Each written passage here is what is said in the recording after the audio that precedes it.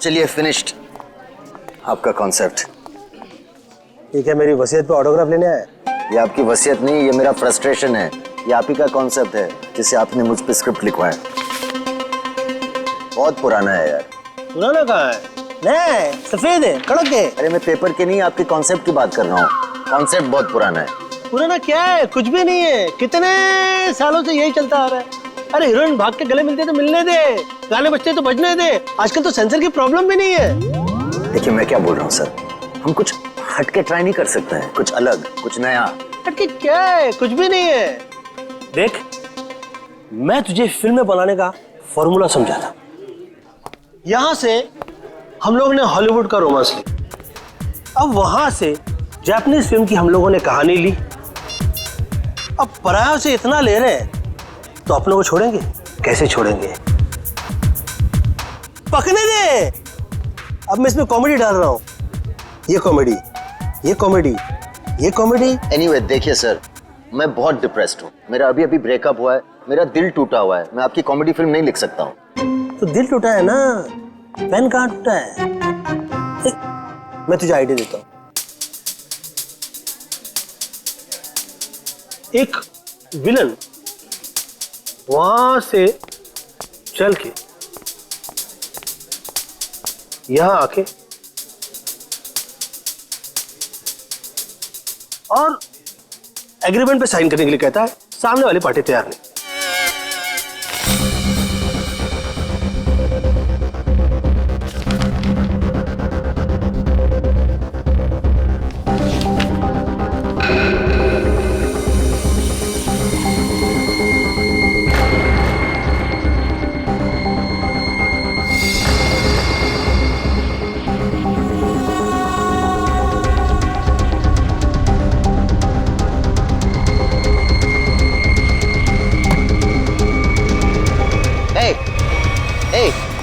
क्या डाला तुमने उसकी ग्लास में?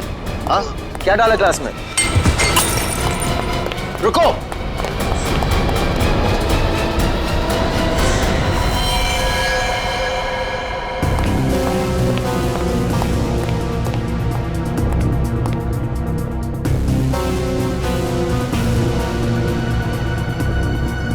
ये तो उस आदमी ने इसे मारा है। मैंने अपने आंखों से देखा। उसने इसके ग्लास में जहर डाला था। तो क्या करे? निकले? ऐसी सिचुएशन में सब एक ही काम करते हैं, सीआईडी को बुलाते हैं।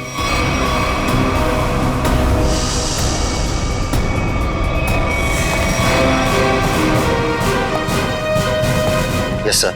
सर मैंने ही फोन किया था। Mister UD. यस। आपके और अरमान जी के सामने मारा है। मुझे पता नहीं, इन्होंने देखा है। इन्होंने देखा। इन्होंने? मिस्टर यूडी, हमने सुना है कि आप कहानी वगैरह भी लिखते हैं।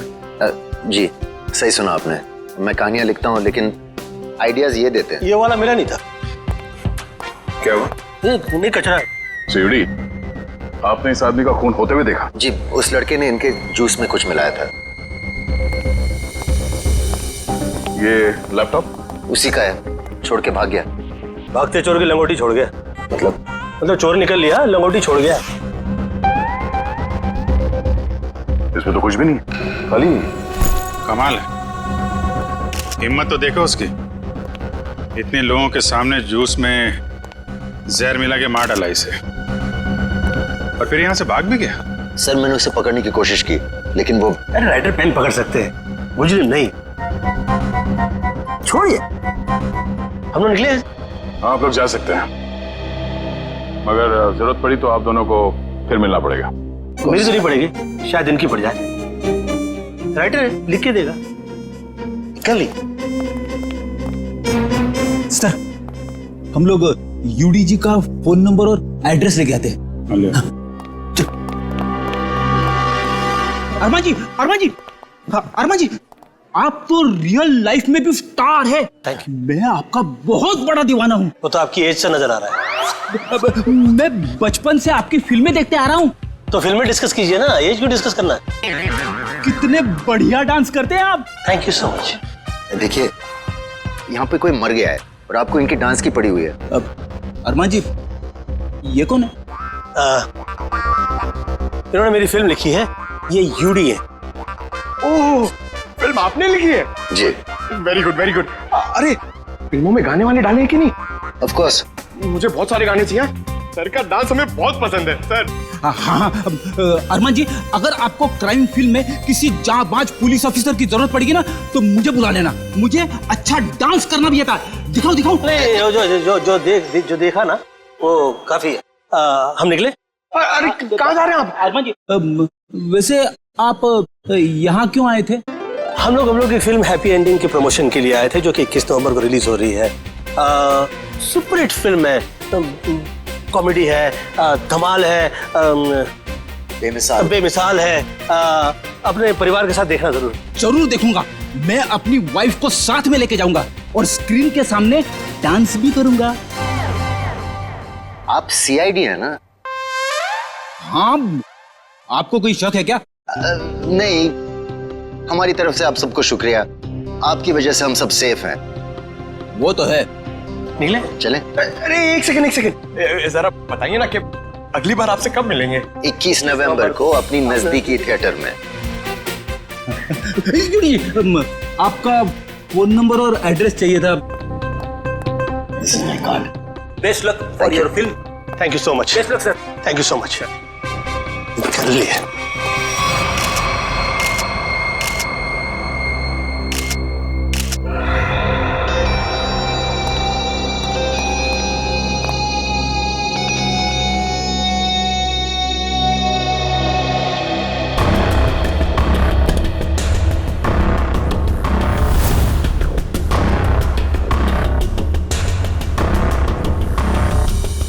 Parking ticket. प्रतीक, ये आदमी यहाँ होटल में ठहरा था या कहीं बाहर से आया? नहीं सर, ये हमारे होटल के गेस्ट नहीं है, कहीं बाहर से आया था। ये जो लड़का भागा है उसका चेहरा तो देखा होगा ना आपने? हाँ सर, देखा है। उसका स्केच बनवाइए जरा। Okay sir. और ये पार्किंग टिकट है, मतलब किसी गाड़ी से आया था। देखो जरा। जी सर। इस पे जो गाड़ी का नंबर लिखा हुआ है ना? जी। देखो गाड़ी कहाँ पे है। जी सर। फ्रेडी, वॉचमैन से पता करो जो आदमी यहाँ से भागा था वो यहाँ से बाहर गया कैसे। Yes sir.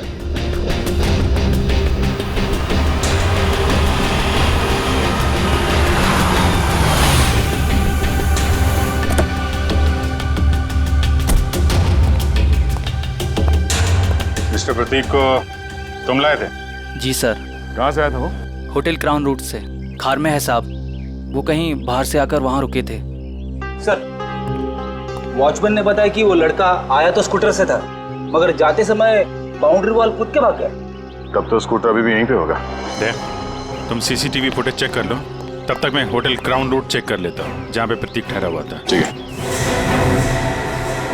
देखिए, हम लोग सीआईडी से, आपके ये गेस्ट मिस्टर प्रतीक, इनका किसी ने जहर दे के खून कर दिया है। हे भगवान। मैडम, हमें आपके इस गेस्ट के बारे में वो सारी जानकारी चाहिए जो आप लोगों के पास है। सर, मिस्टर प्रतीक दिल्ली के रहने वाले हैं और यहाँ बिजनेस के सिलसिले में वो हमेशा आते जाते रहते हैं और वो जब भी आते हैं हमारे होटल में रुकते हैं। हमें मिस्टर प्रतीक का कमरा दिखाइए।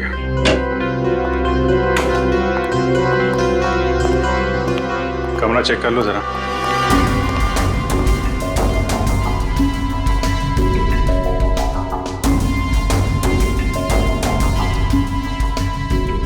काफी भारी है सर। ऐसा लग रहा है इससे प्रतीक जी पूरे 1 साल का कपड़ा पैक करके आते थे।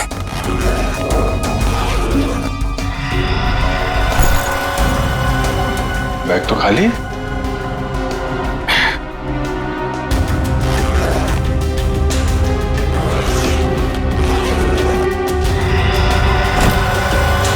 खाली बैग और बैग तो भारी है।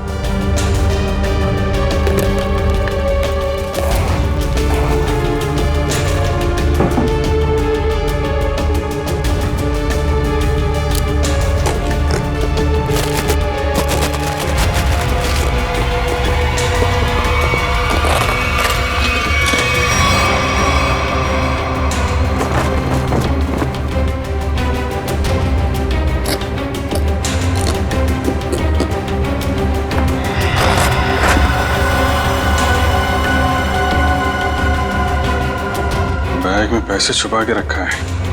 ये प्रतीक आदमी तो गड़बड़ है। कौन कौन आता था इससे मिलने के लिए? एक लड़की इनसे हमेशा मिलने के लिए आती थी और ये दोनों घंटों बैठकर बातें किया करते थे।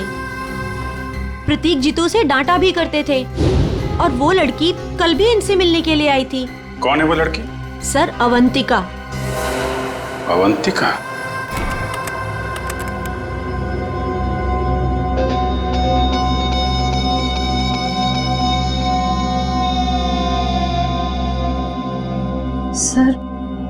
सर वो स्कूटर काफी देर से वहीं पर है। हाँ श्रेया, ये स्कूटर खुनी का हो सकता है। बजा, जरा इस फुटेज को और पीछे से प्ले करना।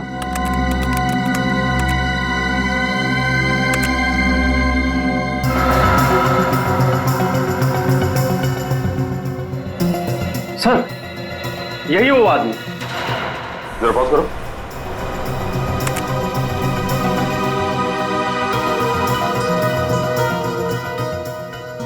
सर ये तो वही आदमी है। हाँ श्रेया, स्कूटर का नंबर लेकर आरटीओ से पता करो ये स्कूटर किसके नाम से रजिस्टर्ड है और उसका एड्रेस है क्या।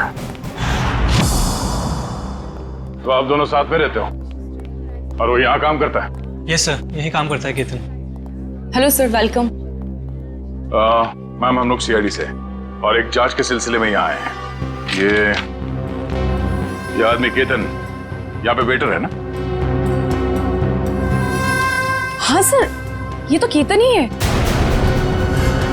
इस केतन ने एक आदमी को जहर देके मार डाला और अब फरार है। इसी की तलाश में हम लोग यहाँ पर आए हैं। लेकिन सर ये तो काम छोड़कर जा चुका है यहाँ से। पर केतन किसी का खून नहीं कर सकता। एक मिनट, वो कुछ दिन पहले काम छोड़ चुका है? हाँ मैम, ये एक दिन ड्यूटी के बीच में से ही चला गया था और फिर लौटकर आज तक नहीं आया। कहाँ चला गया वो? सर, एक लड़की थी, मतलब शायद है, उसके साथ गया था वो। कौन लड़की? सर, एक कस्टमर थी हमारी। करीब 1 महीने पहले से उसने हमारे कॉफी शॉप में आना शुरू किया था। वो रोज आती थी।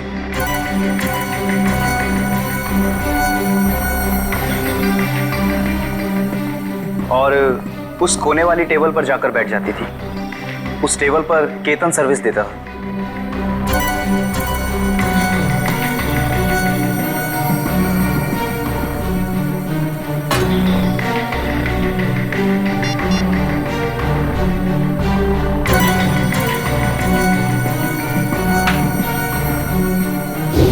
सर, केतन ने उसका नाम भी बताया था हमको। क्या नाम बताया था लड़की का? सर, अवंतिका। अवंतिका? श्रेया, यही नाम था ना उस लड़की का भी जो 1-2 दिन पहले प्रतीक से मिली थी? हाँ सर। फिर क्या हुआ? लेकिन अजीब बात यह थी कि वो लड़की एक दिन आदमी से मिलती थी और दूसरे दिन एक औरत से। दोनों से अलग अलग घंटों बातें करती थी, मगर कभी भी दोनों से एक साथ नहीं मिली वो। उन तीनों ने अचानक ही आना बंद कर दिया। अवंतिका की राह देखते देखते केतन निराश हो गया। किसी काम में उसका मन ही नहीं लगता। Ketan, what's wrong with you? तुम्हें हो क्या गया अचानक? तुम ना ही तो पहले की तरह सर्विस देते हो और ना ही ऑर्डर ठीक से लेते हो। और तो और तुम उस टेबल पर लोगों को बैठने से मना क्यों करते हो? Sorry ma'am. देखो, सॉरी वॉरी यहाँ नहीं चलेगा। तुम्हें काम करना है तो ठीक से करो, वरना छुट्टी लो।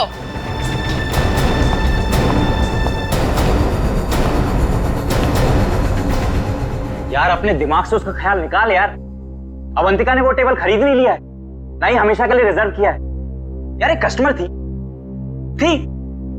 अब नहीं है। बस नहीं यार, मैं उसे भूल नहीं पा रहा हूँ। उसने कुछ बताया भी नहीं और अचानक से गायब हो गई।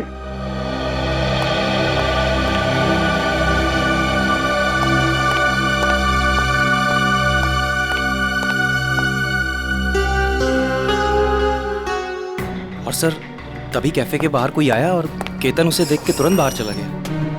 क्या हालत क्या बना रखी है तुमने? शायद वो अवंतिका ही थी, शॉल से अपना चेहरा छुपाए हुए। और केतन सब कुछ छोड़कर उसके पीछे भाग गया। अच्छा, उस आदमी और औरत के बारे में आप लोग कुछ बता सकते हैं जो अवंतिका से मिलने आते थे? नहीं सर, उनके बारे में हम कुछ नहीं जानते। देखिए, हमें इस कॉफी शॉप के अंदर की बाहर की सारी सीसीटीवी फुटेज चाहिए जब से अवंतिका यहाँ आती थी। श्योर मैम, मैं अरेंज करवाती हूँ।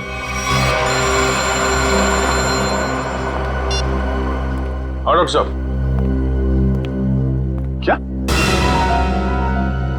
क्या बात कर रहे हैं सर आप? पर ऐसे कैसे हो सकता है? ठीक है सर, मैं एसीपी साहब से बात करता हूं।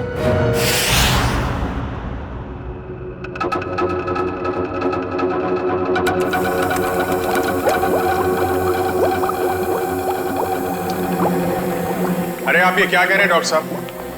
हमारी जांच गलत दिशा में चल रही है। बिल्कुल गलत दिशा में चल रही है। आप लोगों का मानना है कि प्रतीक ने जूस पिया और मर गया। हाँ?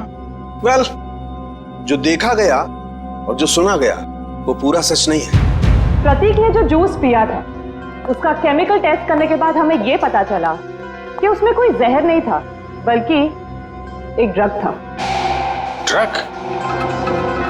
हाँ, लेकिन प्रतीक ने जूस पिया और जूस पीते ही मर गया ना वो। यही तो सबसे ज्यादा चौंकाने वाली बात है अभिजीत। इस ड्रग की वजह से किसी इंसान को कुछ वक्त के लिए पैरालिसिस तो हो सकता है, उसे लकवा तो मार सकता है, लेकिन कोई मर नहीं सकता है। तो फिर इसकी मौत हुई कैसे? अभिजीत, प्रतीक का खून प्रतीक के खून नहीं किया। लो, फिर शुरू हो गए पहली पे पहली। अरे साफ साफ बताइए ना सर। साफ साफ बताता हूं, आओ मेरे साथ, आओ। ये देखो, ये प्रतीक की ब्लड सेल्स और ये एक नॉर्मल इंसान के ब्लड सेल्स। दोनों में फर्क है, और फर्क ये है कि प्रतीक को थैलेसीमिया है। थैलेसीमिया जो हीमोग्लोबिन की गड़बड़ी से होता है? बिल्कुल अभिजीत। और ऐसे रोगियों को जिंदगी भर किसी स्वस्थ इंसान के खून की जरूरत पड़ती है, और हाल ही में किए गए ऐसे ही किसी ब्लड ट्रांसफ्यूजन ने प्रतीक की जान दी। ओह, मतलब हाल ही में जो प्रतीक को खून दिया गया था उस खून में गड़बड़ी थी। बिल्कुल, और इस खून में टॉक्सिन्स मिलाए गए थे। मतलब इस खून को जानबूझकर जहरीला बनाया गया था, जिससे इसकी मौत हो गई। प्रतीक के मरने की शुरुआत तो कुछ दिन पहले ही हो चुकी थी। केतन उसके जूस में कुछ डालता या नहीं डालता, इसकी मौत तो पक्की थी। सर, इसका मतलब खूनी केतन नहीं, कोई और है। हाँ, लेकिन केतन ने भी तो इसे पैरालाइज करने की कोशिश की थी। अब ये कौन है जिसने इसकी बीमारी का फायदा उठाया और इसकी जान ले ली? एक आदमी और दो दुश्मन। हाँ जी, मुझे 1 महीने के सारे कॉल रिकॉर्ड डिटेल्स चाहिए, और खास करके 24 घंटे के।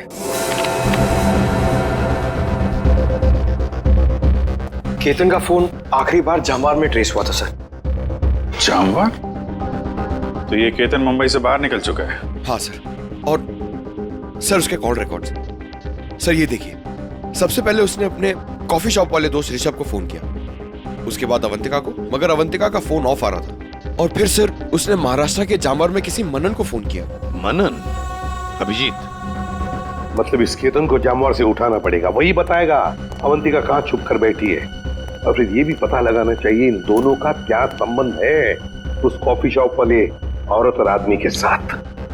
सर, अवंतिका का तो पता नहीं, लेकिन हम उस आदमी और उस औरत तक पहुंच सकते हैं जिनसे वो कॉफी शॉप में अलग अलग मिलती थी। ये देखिए सर।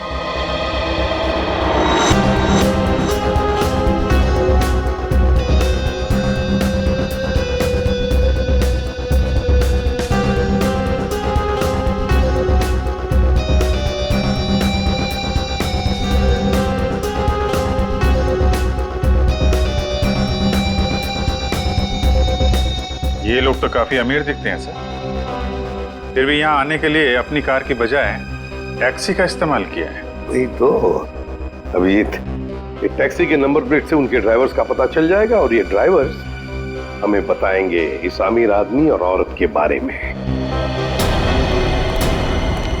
क्या गलती की साहब, मुझे क्यों बुलाया है? देखो, तुम लोगों से कोई गलती वलती नहीं हुई, कोई भी गलती नहीं हुई। बस हम सिर्फ कुछ जानना चाहते हैं। ये देखो, ये औरत और ये आदमी इन लोगों को तुमने कभी देखा है? तुम जानते हो इन्हें? ये दोनों भी पिछले महीने कुछ दिनों तक ग्रैंड मोटर्स होटल में आते जाते रहते थे। ये आदमी, इसे तो मैं जानता हूँ। ये तो एक बार मेरे टैक्सी में बैठा था। कौन है ये?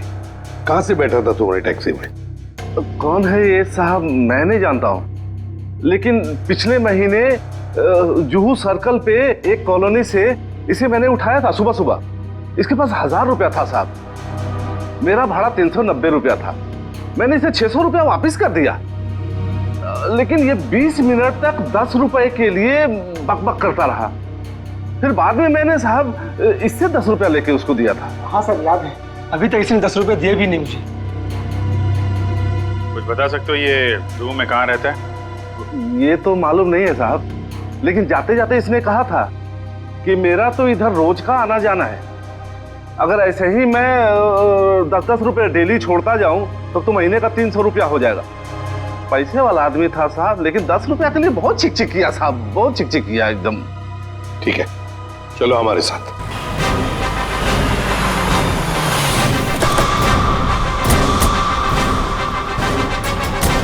कहाँ पे? हाँ जी सर, यहीं से मैंने उठाया था उसको और होटल से लाने के बाद यहीं पर छोड़ा भी था मैंने उसे। यहाँ पे? जी। यहीं आसपास कहीं रहता होगा। आसपास चेक करो, पूछो लोगों से।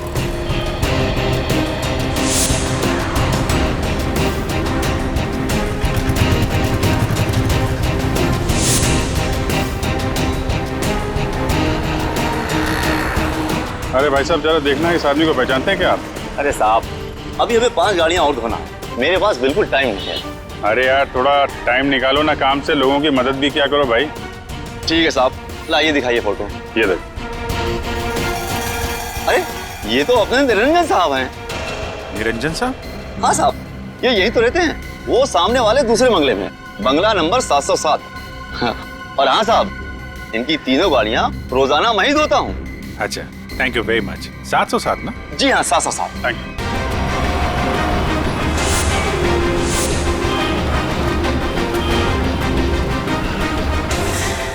मेरे पति देव मुझे बीच मांझधार में छोड़ के चले गए। आखिरी बार भी उनको देखना मेरे नसीब में नहीं रहा। श्रुति जी, आपके साथ जो कुछ भी हुआ बहुत बुरा हुआ, इस बात का दुख है हमें, लेकिन आपसे कुछ जानकारी चाहिए थी। जी पूछिए। प्रीति जी, हमें आपके पति के सूटकेस में छुपा कर रखे गए 15 लाख रुपए मिले हैं। आपको कुछ पता है इन पैसों के बारे में? उन्होंने ये पैसे क्यों छुपा के रखे? मुझे कुछ नहीं पता। ठीक है, कोई बात नहीं, हम पता लगा लेंगे। क्या हम उनका कमरा देख सकते हैं? जी उधर। अच्छा। सरस्वती जी, आप इन दोनों में से किसी को पहचानती हैं? जी नहीं।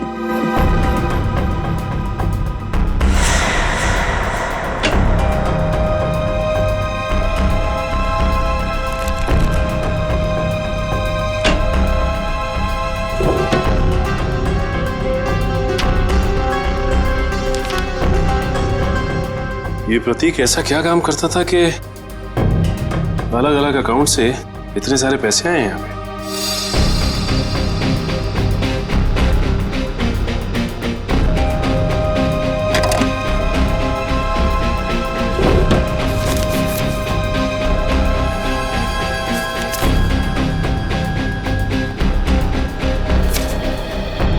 सीडी?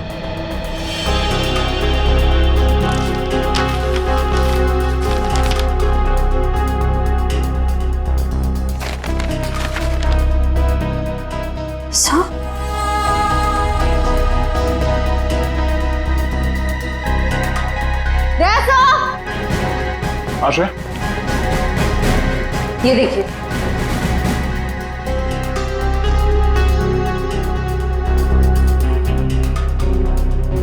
बच्चों की तस्वीरें, पैसों के आंकड़े। प्रतीक करता क्या था? सचिन एक काम करो, ये सब मुंबई भेज दो ब्यूरो में। श्रुति जी, आपसे एक और सवाल करनी थी। क्या आपको ये बात मालूम थी कि आपके पति को थैलेसीमिया नाम की बीमारी थी? जी हाँ। और इस बीमारी के पेशेंट को कुछ दिनों में अपना खून बदलना पड़ता है। तो आखिरी बार आपके पति ने कौन से हॉस्पिटल में अपना खून बदला था? यही दिल्ली में सिटी हॉस्पिटल। ओह, सिटी हॉस्पिटल। मिस्टर निरंजन, आप ये पूछें कि हम लोग कौन हैं और यहाँ किस लिए आए हैं, तो आपको बता दें कि हम लोग सीआईडी से हैं और आपसे कुछ पूछताछ करने आए हैं। सीआईडी? लेकिन मुझसे क्या जानना है आपको? कौन है निरंजन?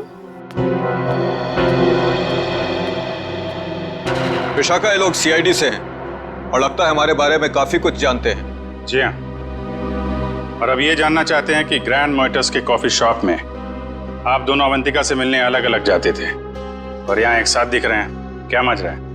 माफ कीजिएगा सर, लेकिन हम बाहर किसी से अलग अलग मिल लिए तो उसमें ऐसा कौन सा पहाड़ टूट गया कि सीआईडी हमारे घर तक पहुंच गई? किसी से नहीं, अवंतिका से। हमें शक है कि दिल्ली के एक बिजनेसमैन मिस्टर प्रतीक के खून में उसका हाथ है।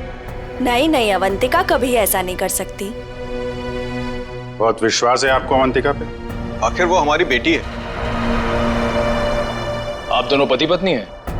जी, वो दरअसल मेरी और निरंजन की अनबन होने के बाद हम दोनों अलग रहने लगे थे, तो अवंतिका हमें साथ लाने के लिए ही कॉफी शॉप में लेके आती थी। अभी कहाँ है अवंतिका? जी, वो घर पर ही है, लेकिन आप लोगों की कुछ मदद नहीं कर सकती। हमें अवंतिका से मिलना है। आइए।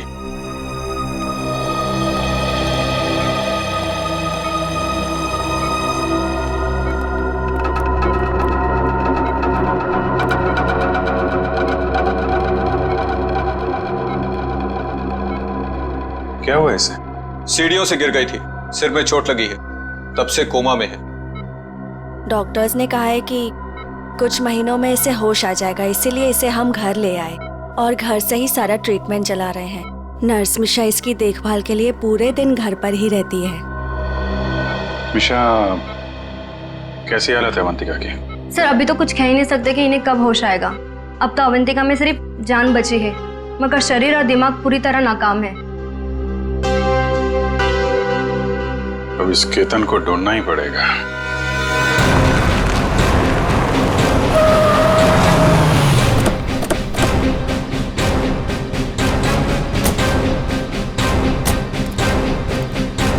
सुनिए जी, ये मनन कहाँ पे? वो वहां पे।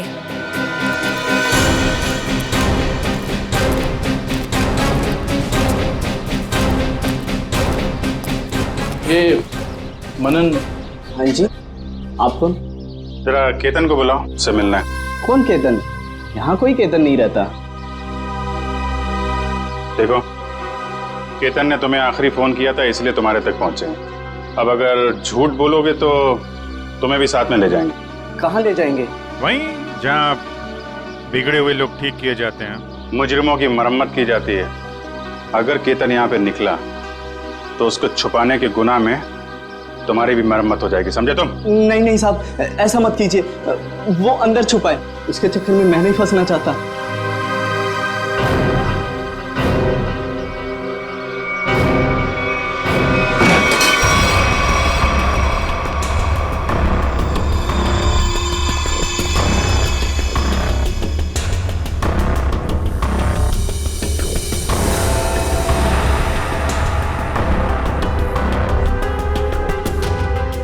सो यहाँ तो सब बंद है, यहाँ से भागना तो नामुमकिन है।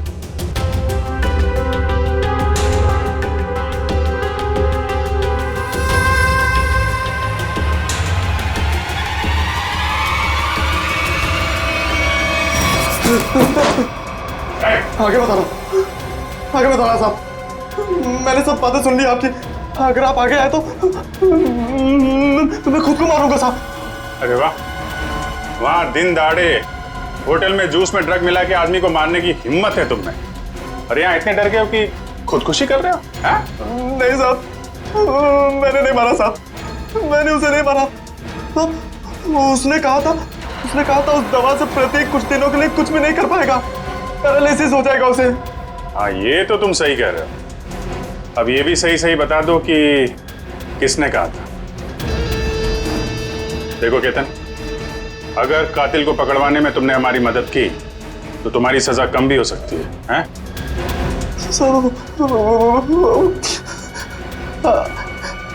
अवंतिका ने कहा था साहब। ठीक है, पहले अपना ये चाकू दो। लाओ चाकू दो। आजा। कुछ नहीं होगा तुम्हें, चाकू दो। आजा। लाओ लाओ। अब आजा। आजा।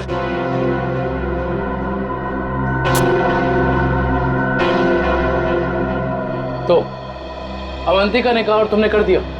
एक लड़की के प्यार में इतने अंधे हो गए थे।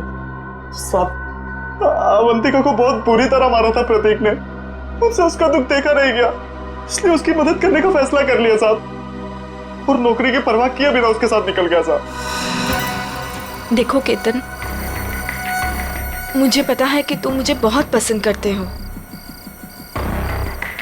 पर इस वक्त मैं बहुत अकेले हूँ और सिर्फ तुम ही मेरी मदद कर सकते हो। प्लीज मना मत करना। प्लीज आप रोइए मत, मुझे बताइए क्या कर सकता हूँ मैं आपके लिए। एक आदमी है प्रतीक, मुझे उसके चंगुल से बचा लो, वरना तुम इस अवंतिका को हमेशा के लिए खो दोगे। मैं आपको कुछ नहीं होने दूंगा। ये रहे मेरे पापा के जायदाद के कागजात, इसे प्रतीक को दे देना, और इसे भी। से प्रतीक जूस पीते नीचे गिर पड़ा तो मुझे लगा अवंतिका ने मेरे हाथों से जहर दिलवाकर मरवा दिया साहब। मैं डर गया साहब, मैं डर के वहां से भाग गया साहब। उसके बाद अवंतिका ने कभी मेरा फोन नहीं उठाया साहब, नहीं मुझे कभी फोन किया। अवंतिका ने धोखा दिया साहब मुझे।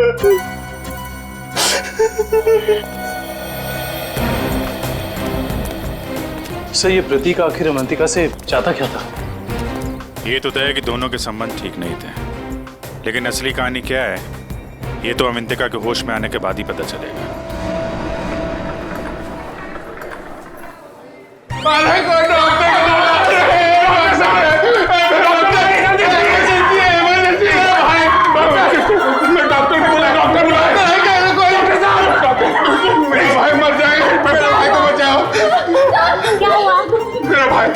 वो प्रतीक भैया वो मर जाएंगे, उसे बचा लीजिए, डॉक्टर को बुलाइए प्लीज प्लीज। मेरा भाई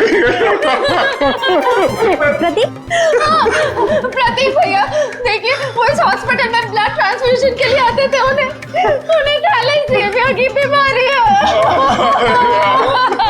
हाँ प्रतीक कैसे है वो? अब तक तो बिल्कुल ठीक थे, अचानक चक्कर आ रहा है उनको, और पता नहीं कुछ और क्या हो रहा भैया, सांस लेने में तकलीफ हो रही है। प्लीज डॉक्टर बुलाइए ना, उसी डॉक्टर को जिसने इलाज किया उसका। अच्छा रुकिए, मैं बुलाती हूँ। Please doctor.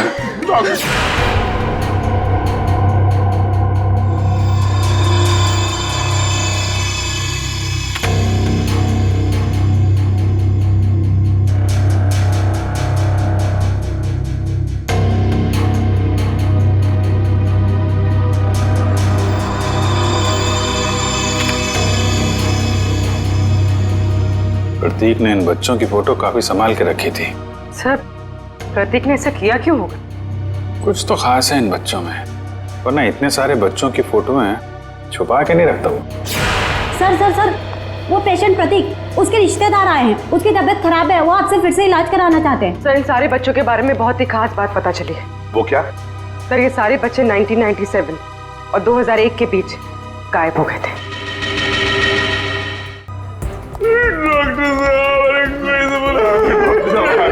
जी, कहाँ है प्रतीक? मैंने उसका इलाज किया था। अरे डॉक्टर साहब, आपने मेरे भैया प्रतीक का ब्लड ट्रांसफ्यूजन किया था? जी। अरे डॉक्टर साहब, मरीज है कहाँ? तूने मारा प्रतीक को? हाँ?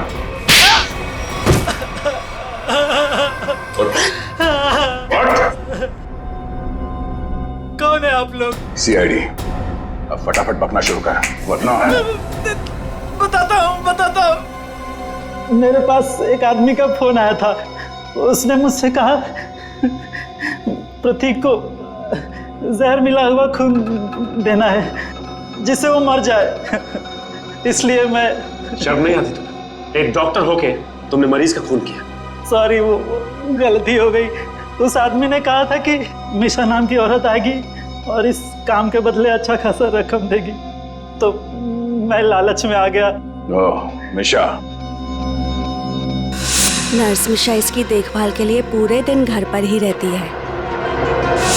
ओह नो, ये मिशा अभी अवंतिका की देखभाल कर रही है। चलो।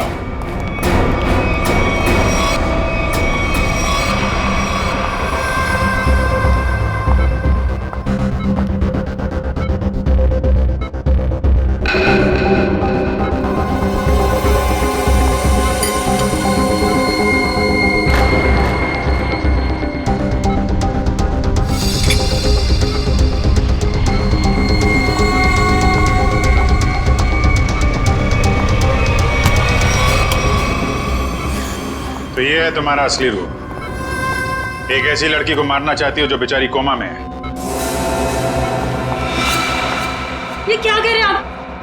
मैं तो बस विटामिन का इंजेक्शन दे रही थी। विटामिन का इंजेक्शन है? आप भी काफी कमजोर दिख रही हैं। इनको लगा दो विटामिन का इंजेक्शन। निखिल जरा हेल्प करो। हाथ पकड़ो जरा। चल हाथ दे। नहीं नहीं, मुझे इंजेक्शन मत दो। नहीं, छोड़ो मुझे। विटामिन का एक नहीं नहीं, इसमें जहर है। छोड़ो मुझे, जहर है इसमें। सीआईडी इतनी रात को मेरे घर में? अरे ये देखिए ना, ये मिशा आपकी बेटी अवंतिका को जहर का इंजेक्शन लगा के मारना चाहती है।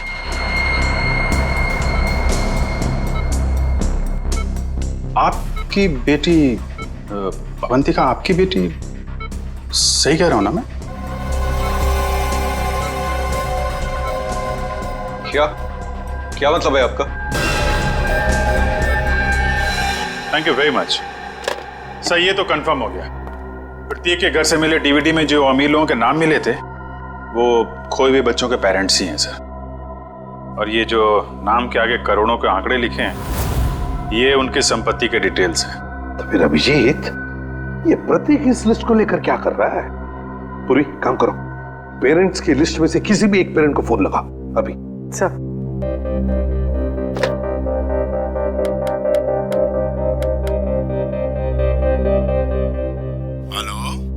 Hello mister Kumar. हाँ जी, मैं सीआईडी से बोल रही हूँ। हमें आपसे कुछ बात करनी है। सीआईडी से? कहिए, क्या बात करनी है आपको? मिस्टर कुमार, मैं इंस्पेक्टर अभिजीत सीआईडी से। हम आपके खोए हुए बेटे सोहम के बारे में कुछ पूछना चाहते हैं जो दिसंबर 1998 में गायब हुआ था जब वो 7 साल का था।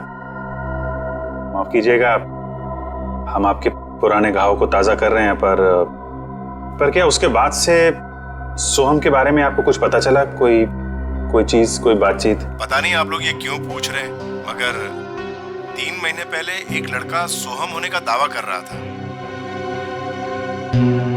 पर वो जालसाज निकला। मेरे 6 करोड़ लेके भाग गया। My God. मिस्टर कुमार, आप परेशान मत होइए, हम इसकी जांच करेंगे और आपसे जल्दी कांटेक्ट करेंगे। ठीक है। Thank you very much. Thank you. Sir, कहीं अवंतिका भी ऐसे कैरेक्टर तो नहीं? हो सकता है। हमें सब कुछ पता चल चुका है निरंजन जी। जिन अमीर परिवारों के बच्चे बचपन में खो जाते थे, ये प्रतीक अपने आदमी वहां भेजता था उनके खोए हुए बच्चे बना के, ताकि पैसे कमा सके। उसके घर से हमें आपका नाम मिला है। आपकी बेटी अवंतिका 9 साल की उम्र में खो गई थी, उसके बाद कभी नहीं मिली। ठीक कह रहा हूं मैं? हाँ, मुझे शुरू से मालूम था कि लड़की मेरी अवंतिका नहीं बल्कि रीता है, लेकिन इसे झुटलाने का कोई सबूत नहीं मिल रहा था मुझे। एक दिन मैंने इसका पीछा किया। जब सच्चाई सामने आई तो मेरे पैरों तले से जमीन खिसक गई।